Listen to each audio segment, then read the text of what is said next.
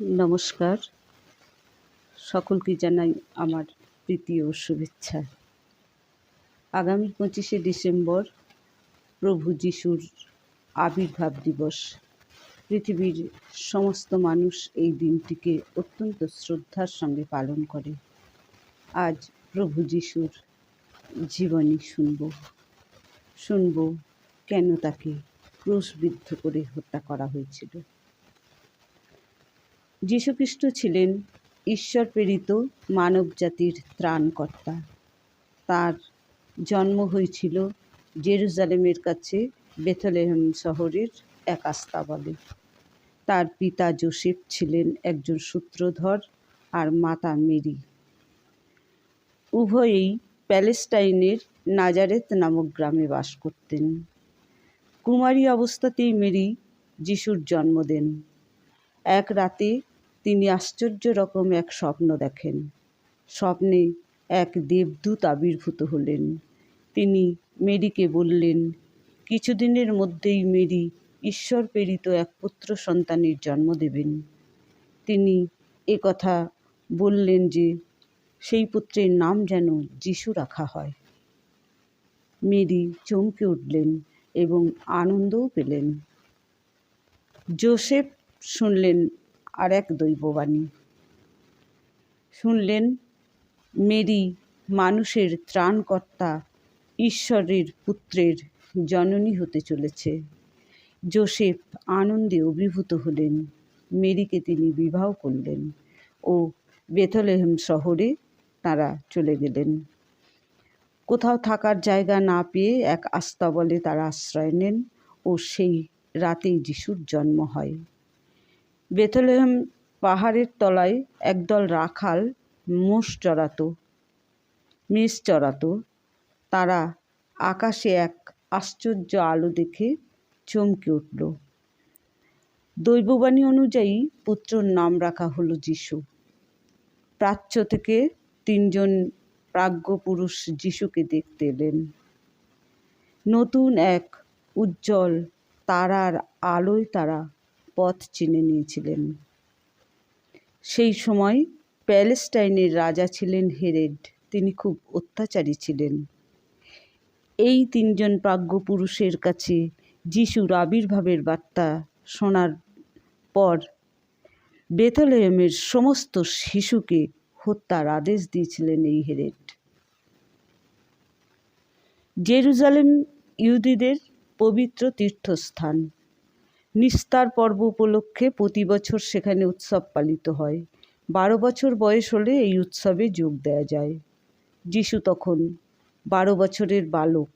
Joseph ও Mary তাকে সঙ্গে নিয়ে জেরুজালেম গেলেন। উৎসব উপলক্ষে মন্দিরে পশু বলি দেয়া হতো। এই দৃশ্য দেখে যিশুর মনে গভীর পরিবর্তন ঘটে। এই পুজো তার কাছে অর্থহীন মনে হয়। মানুষের দুঃখ বেদনা তাকে ব্যথিত করে তুলেছিল। যিশু ইহুদিদের মধ্যে নিজের ধর্মমত প্রচার করা শুরু করলেন। তিনি দেশের নানা প্রান্তে ভ্রমণ করলেন। তাঁর প্রেমের বাণীতে আকৃষ্ট হয়ে মানুষ দলে দলে তার কাছে আসতে লাগলো। যিশু কিছু অলৌকিক কাণ্ড ঘটালেন। তিনি এক অন্ধ লোককে দৃষ্টিদান করলেন, এক খঞ্জকে চলার শক্তি দিলেন, এক মৃতকে দিলেন জীবন। পৃথিবীতে স্বর্গরাজ্য প্রতিষ্ঠার কথা ঘোষণা করলেন। যিশু একদিন এক অলৌকিক কণ্ঠস্বর শুনতে পেলেন, তুমি ঈশ্বরের পুত্র।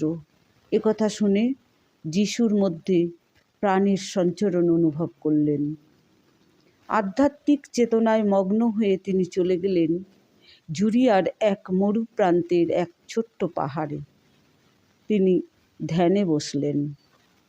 দীর্ঘ বহু বছর ধ্যানে মগ্ন থাকার পর ধ্যানভগ্ন হলে ধর্মপ্রচারের উদ্দেশ্যে তিনি বার হলেন। ধর্মপ্রচারের উদ্দেশ্যে তিনি 12 জন শিষ্যকে সঙ্গে নিয়েছিলেন। যিশু প্রতিবেশীকে ভালোবাসার কথা বললেন। তিনি বললেন, আর্তপীড়িত মানুষের সেবার মধ্যে দিয়েই মানব জন্ম সার্থকতা লাভ করে। পরম করুণাময় ঈশ্বর আমাদের পিতা। তিনি ক্ষমার আধার। পীড়িত ক্লিষ্ট মানুষের সেবা প্রকারান্তরে ঈশ্বরেরই সেবা। পৃথিবীতে রয়েছে প্রেমের স্বর্গ। যাজক সম্প্রদায় ও অন্যান্য ধর্মান্ধ প্রভাবশালী মানুষজন যিশুর এই জনপ্রিয়তা মেনে নিতে পারল না। তার বিরুদ্ধে শুরু হলো হীন ষড়যন্ত্র। তারা ঘোষণা করল যিশুকে যে শাসকের হাতে তুলে দেবে তাকে পুরস্কৃত করা হবে। যিশুকে বন্দি করার জন্য ফরাসি ও ইহুদি পুরোহিতরা উঠে পড়ে লাগলো। অবশেষে যিশুর এক বিশ্বাসঘাতক শিষ্য জুডাস তাকে ধরিয়ে দিল, মাত্র কয়েকটি মুদ্রার বিনিময়ে। নিজেকে ঈশ্বরের পুত্র বলে প্রচার করে যিশু ঈশ্বরের অবমাননা করেছে।